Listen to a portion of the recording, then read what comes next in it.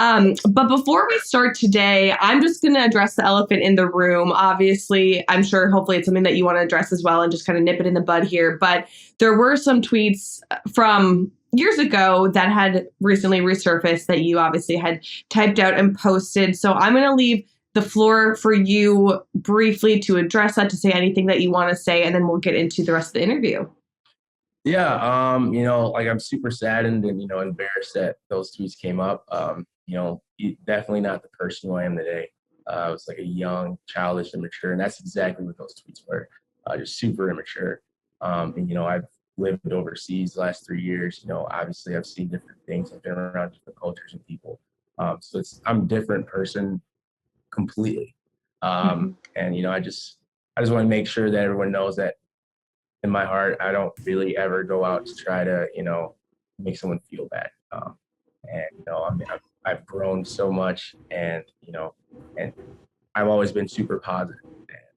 And, I just got caught up in the moment trying to, have some attention, create some laughs. I think that, was a little bit too much, too over the top. And, I apologize for that. But at the end of the day, I own it. And, I'm not going to shy away from it. And, that's just who I am. It's a part of me, part of my past. And I'm looking forward to moving forward. I stay in the present. And like I said, I wanted to stay positive as possible. A lot of people were kind of worried why I haven't said anything about the tweets.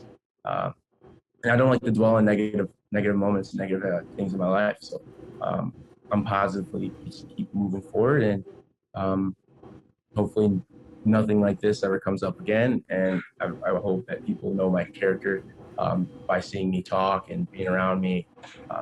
That's really important to me. I take it really to heart. See who the man I've become and the way I act and, our interactions.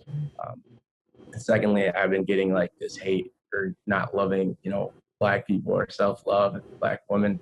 That's false. I love Black women. I've been actively dating Black women since I can remember, and I just want to shut that down because that's ridiculous, and that's very hurtful to me because I do take a lot of pride in my community and just my upbringing, and I said Black women in general. I'm raised from a single Black woman, my sisters, my cousins, and I've seen how Black women may be treated differently in the eye of America, and that's definitely not something I choose to shy away from. I definitely want to support Black women and everything, and I'm definitely looking for Black love as well. So I'm not like some guy that just only dates one person. I've dated multiple different races, especially living overseas.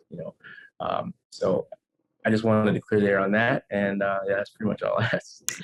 Let me ask you this, because I'm sure being in the position that you are in, not only being on this show and having the platform now, but you obviously, you are an athlete, and I'm sure you have many younger kids, especially male younger men, looking up to you. And is there anything, going through all of this now and having all of these tweets resurface and having people, think one way about you, any advice that you could give to the younger generation that perhaps look up to you or that, find so much value within social media? Anything that you've learned that you could give advice to them about?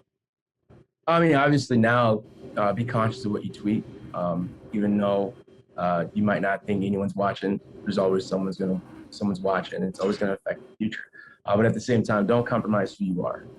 Like, I'm not going to compromise myself because people are wanting me to do this and wanting me to do that. Like, I'm apologizing because I feel like it's necessary and in a way that I can still get to be myself. I don't want anyone to feel like they're forcing me to do something. Like, I don't need to apologize. Like, I want to. And I just want to make sure that everyone just stays themselves and, don't get into their heads about it. I think talking with some of the guys, like, it's really tough for them, dealing with the social media and people coming after them. And, it's really tough to just remain yourself because you want to please everybody, but at the same time, you can't please everyone. So that's just been the main thing for me.